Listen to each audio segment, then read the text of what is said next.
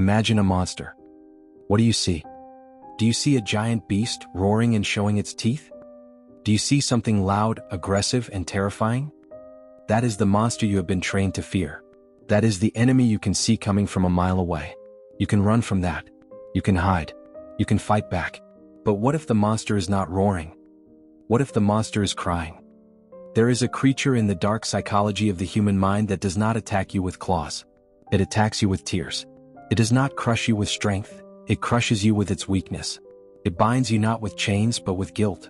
We call this the covert narcissist. Most people think they know what a narcissist looks like. We imagine the arrogant boss, the loud partner, the person who needs to be the center of attention at every party. They are the sun and they demand you orbit around them. They are annoying, yes. They are draining, certainly. But they are obvious. You know what they are. You can put up a shield against them.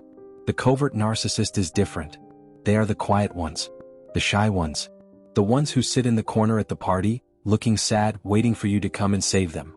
They are the eternal victims. The world has always been cruel to them. No one understands them. No one loves them enough. And when you meet them, your heart opens. You feel a deep urge to help. You want to be the one person who finally understands them. This is the trap. Carl Jung, the great explorer of the human soul, warned us about the shadow. The shadow is the dark side of our personality that we hide from the world. But for the covert narcissist, the shadow has taken over. They wear a mask of humility, a mask of suffering. But underneath that mask, there is the same arrogance, the same entitlement, and the same cruelty as the loud monster. The only difference is their weapon. The loud narcissist demands your admiration. The quiet narcissist demands your pity. And pity is a far more dangerous hook than admiration. Because when you admire someone, you look up to them. But when you pity someone, you let them in. You lower your defenses. You bring them into your home, into your heart, and into your mind. And once they are inside, they begin to feed. They drain your energy. They twist your reality. They make you feel like you are the crazy one. You start to doubt your own memory. You start to apologize for things you did not do. You find yourself drowning, trying to keep them afloat, never realizing that they are the ones holding your head under the water. They are the monsters who weep. And they are the most dangerous kind of all. If you are ready to see what lies beneath the mask, and if you are brave enough to face the darkness in human psychology, make sure to click the subscribe button right now. Turn on notifications. We are about to take a journey into the deepest parts of the human mind, and you will not want to miss a single second. Now take a deep breath. We need to understand how this creature is made. We need to look at the fracture in their soul. To understand the covert narcissist, we must first look at the mirror they are afraid to touch. Let us begin. You are walking through a fog. Everything looks normal, yet nothing feels right. You are in a relationship, perhaps with a partner, a parent, or a close friend. On the surface, this person is perfect. They are sensitive. They are quiet. They tell you how much they value you. They tell you that you are the only one who truly sees them. But why do you feel so cold? Why do you feel so heavy? This is the beginning of the awakening. It is the moment you realize that the person standing next to you is not a person at all, but a mirage. You have been feeding a void that can never be filled. To understand the covert narcissist, you must first understand the nature of disguise. In nature, predators do not always run fast. Some predators look like leaves. Some look like rocks. Some look like harmless flowers. They wait for the fly to land, thinking it has found a safe place to rest. And then the trap snaps shut. The covert narcissist is the human equivalent of this camouflage. They do not wear the armor of a warrior. They wear the robes of a monk or the rags of a beggar. They present themselves to you as the good person, the misunderstood soul. They are the ones who sacrifice everything for others, or so they say. They are the ones who have been hurt by the world, or so they claim. And you believe them. Because you are a good person. Because you have empathy. When you see a wounded bird, your instinct is to pick it up and nurse it back to health. But this is not a bird. This is a viper that has learned how to shiver. Carl Jung spoke of the persona. This is the mask we wear to show the world who we want to be. We all have one. We wear a professional mask at work, a polite mask with strangers. But for the covert narcissist, the mask has fused to their skin. They have created a persona of absolute virtue or absolute suffering to hide a shadow of absolute malice. Jung taught us that the shadow is where we hide our dark traits, our greed, our envy, our aggression. Healthy people acknowledge their shadow. They know they can be selfish sometimes. They know they can be angry. The covert narcissist denies their shadow completely. They believe their own lie. They truly believe they are the victim. And because they believe it so intensely, their performance is flawless. It is hypnotic. It bypasses your logic and speaks directly to your heart. Imagine a black hole in deep space. You cannot see a black hole. It is invisible. You only know it is there because of the way it bends the light around it. You only know it is there because it swallows everything that gets too close. The covert narcissist is a black hole disguised as a star. They draw you in with a gravitational pull of neediness. I need you, they whisper. I can't do this without you. Feels good to be needed. Feels like love. But it is not love. It is hunger. They are feeding on your light to fill their own darkness. Think about your own life. Is there someone who always brings the mood down, but does it so quietly you almost don't notice? When you are happy, do they suddenly have a headache? When you succeed at work, do they suddenly remember a tragic memory from their past? This is not an accident. This is theft. They cannot stand to see you shine because your light reminds them of their own emptiness. So they must dim you. But they do not do it with insults. They do not say, "You are stupid." That is what the loud monster does. The weeping monster says, "I am so happy for you. I just wish I had the same opportunities you did. I wish my life wasn't so hard." Do you feel the shift? Suddenly your joy turns into guilt. You stop celebrating. You lower your voice. You dim your light to match their darkness. You apologize for being happy. You have just been manipulated, but it was so subtle, you thought it was your own idea to feel bad. This is the dark water Jung warned us about. The unconscious projection of their misery onto you. They vomit their own shame into your soul and you walk away carrying it, wondering why you feel so sick. The awakening is painful because it requires you to accept a terrifying truth. The person you love does not exist. The gentle soul you tried to save is actually a prison guard. They have built a cell out of your own empathy. They keep you locked up not with bars but with the fear of hurting them. You stay because you are afraid that if you leave they will collapse. They have convinced you that they are made of glass. But they are not made of glass. They are made of stone. They are far stronger than you realize. It takes an immense amount of energy to maintain a false persona for years. It takes a cold, calculated strength to manipulate the emotions of everyone around them without ever raising a voice.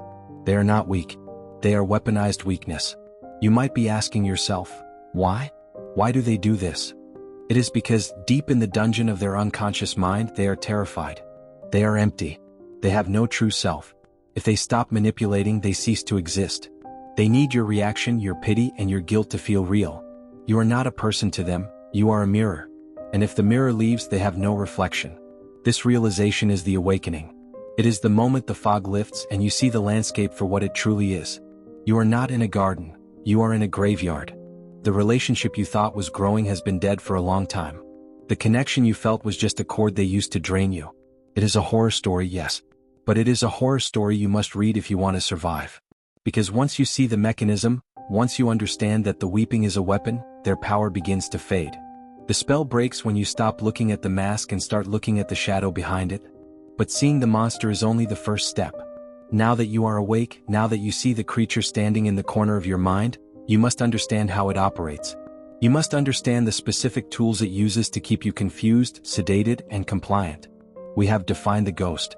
Now we must learn how it haunts you. We need to dissect the language of the covert narcissist. We need to look at the words they use to twist reality. Stay close. The fog is lifting, but the path ahead is steep. Now we descend.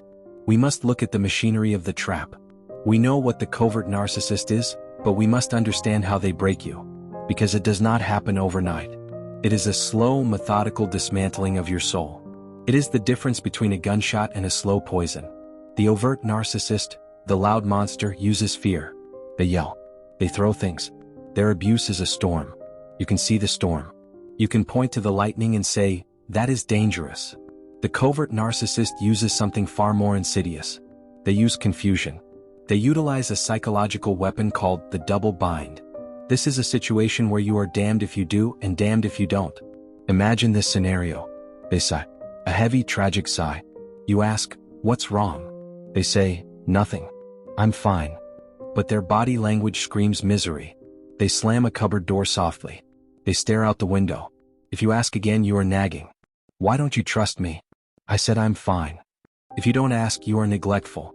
You don't even care that I'm hurting. You never notice. You cannot win. The game is rigged so that no matter what card you play, you lose. And every time you lose, you try harder. You become hypervigilant.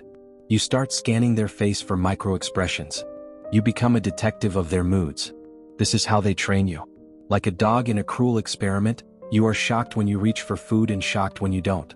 Eventually, you freeze. You stop trusting your own instincts. This is the state of learned helplessness. Let's look deeper into their toolkit. The weapon of withholding. The covert narcissist does not punish you with anger. They punish you with absence. Not physical absence, they are sitting right there on the couch. But they are emotionally gone. They withhold praise. They withhold affection. They withhold eye contact. When you accomplish something great, they don't say, "Good job." That would give you power. Instead, they give you a lukewarm smile and immediately shift the focus to their own bad day. "That's nice, honey. I just wish my boss treated me with half that respect." Your victory instantly turns into their tragedy. The champagne in your glass turns to vinegar. You find yourself comforting them on the day of your success. This is not accidental. This is envy. Carl Jung described envy as one of the darkest aspects of the shadow. The covert narcissist is consumed by a quiet, burning envy of your light. They cannot create their own happiness, so they must steal yours. If they cannot rise to your level, they must drag you down to theirs. But they do it so gently you think you slipped. The silent treatment. This is their favorite form of torture. The loud narcissist screams. The covert narcissist goes mute. They stop speaking to you for days. They look through you as if you are a ghost. In psychology, this is known as ostracism, and it lights up the same pain centers in the brain as physical torture. Why do they do this? Because silence forces you to fill the void. You start talking. You start apologizing. "Did I say something wrong? I'm sorry if I hurt you." You pour your energy into the black hole. You beg for connection. And that is what they want. They are feeding on your desperation. The more you beg, the more powerful they feel. It is a vampire feeding on a vein. They will bring a third person into your dynamic, but not in the way you think. They won't brag about a lover. They will talk about how understanding someone else is. "My coworker, Sarah, she really listens. She noticed I was sad today." The implication is a dagger in your heart. Sarah is good. You are bad. Sarah cares. You are selfish. They create a competition where you have to fight to be the most caring person in their life. You work harder to prove your love. You exhaust yourself trying to be better than Sarah. And the narcissist sits back watching the show, filled with the satisfaction of being fought over. This is the deepest layer of the mechanism. The covert narcissist carries a core wound of deep, toxic shame. They hate themselves. But they cannot feel that shame or it would destroy them. So they must vomit it out. They project it onto you. They make you feel selfish when you set a boundary. They make you feel crazy when you remember the truth. They make you feel not good enough. You become the container for their garbage. You walk around feeling heavy, depressed, and anxious, carrying the emotional baggage that actually belongs to them. You are their emotional trash can. And the tragedy is, you think it is your duty. You think that if you just carry the load a little longer, if you just love them a little harder, they will finally heal. You think you are the doctor. But you are not the doctor. You are the battery. And you are running out of power. This is the mechanics of decay. It rots you from the inside out. It takes your reality, your joy, and your sanity, and grinds them into dust to pave the road for their fragile ego. But why? Why do you stay? Why does the trap work so well on you? To answer that, we must turn the mirror around. We must stop looking at the monster and start looking at the victim. Take a breath. What I am about to tell you is the hardest thing you will ever have to accept. It goes against every romantic movie you have ever seen. It goes against the instinct of your heart. But it is the truth. The person you love is never coming back. Actually, let me correct that. The person you love never existed. The sweet, shy, vulnerable person you met in the beginning was a construct. It was a lure. It was a custom-made suit worn to get through your door. The cold, manipulative, self-absorbed creature you see now? That is not a phase. That is not depression. That is not trauma reacting. That is who they are. You are waiting for the old them to return. You think, if we can just get past this rough patch, it will be like the beginning again. It will never be like the beginning again. The beginning was a lie. The hard truth is that the covert narcissist is incapable of love. Biologically, neurologically, they are different. Brain scans of people with high narcissistic personality disorder often show structural abnormalities in the areas related to empathy and emotional regulation. They may have a cognitive empathy. They know what emotions are and how to mimic them, but they lack effective empathy. They do not feel your pain. When you cry, they do not feel an urge to comfort you. They feel annoyance. Or worse, they feel power. You are not a partner to them. You are an appliance. Think of a toaster. When the toaster works, you use it. When the toaster breaks, you get annoyed. You don't ask the toaster how it feels. You don't care about the toaster's childhood. You just want toast. You are a source of narcissistic supply. You provide attention, sex, money, status, or emotional regulation. As long as you provide these things, they will keep you on the shelf. If you stop providing or if you demand too much in return, they will discard you. And they will do it without a backward glance. This is the part that breaks people. The discard. One day you are their soulmate. The next day you are a stranger. They move on to a new partner instantly. You wonder, how could they just switch off their feelings? They didn't switch them off. They were never on. They were simply mirroring you. Now they are mirroring someone else. You must stop hoping. Hope is what keeps you in the cage. Hope is the torture. Maybe they will change. Maybe if I explain it better. Maybe if we go to therapy. Therapy often makes covert narcissists worse. They learn new vocabulary. They learn how to use therapy speak to manipulate you more effectively. They charm the therapist and paint you as the crazy one. You must accept the death of the potential. You must grieve the living. It is a funeral. You are mourning the death of the future you imagined. The house, the kids, the growing old together. It is all gone. It is brutal. It feels like an amputation. But you cannot heal a wound while the knife is still in it. You have to pull it out. You have to look at this creature and see them not as a wounded child but as a predator. A predator that has eaten years of your life. Stop watering a dead plant. Stop holding a hand grenade and waiting for it to turn into a flower. The hard truth is they do not love you. They never did. And they never will. And realizing that is the moment you become free. So how do you escape? How do you untangle your soul from the spider's web? The solution is not to fight them. You cannot win a fight with a covert narcissist. They will drag you into the mud and they have more stamina than you. They will twist your words, gaslight you, and make you look like the aggressor. The solution is not to fix them. We have established that is impossible. The solution is radical withdrawal. In the tactical world, this is called going no contact. It means blocking the number, the email, the social media. It means cutting the cord completely. But for many, this is physically impossible due to children, work, or finances. In that case, you use the gray rock method. You become a gray rock. Boring. Uninteresting. Impenetrable. When they try to provoke you, you give them nothing. No anger. No tears. No defense. I see. Okay. That's your opinion. You starve the vampire. Without your emotional reaction, without your supply, they will wither. They will eventually get bored and move on to a new target. But the physical separation is only half the battle. The real work is internal. You must reclaim your energy. Carl Jung called this individuation. It is the process of becoming a whole, separate self. You have been merged with the narcissist. You have lost your borders. Now you must rebuild the castle walls. This requires shadow work. You must face that part of you that needed to be the savior. You must forgive yourself for being vulnerable. You must forgive yourself for not seeing the signs. You were not stupid. You were manipulated by a master. You must learn to validate yourself. You have spent years begging for crumbs of validation from a person who had none to give. You must bake your own bread. Look in the mirror. Not the narcissist's mirror, but your own. Who were you before they came along? What did you love? What made you laugh? Go find that person. They are still there waiting for you. Reconnect with your intuition. That gut feeling you ignored? Was right. Apologize to it.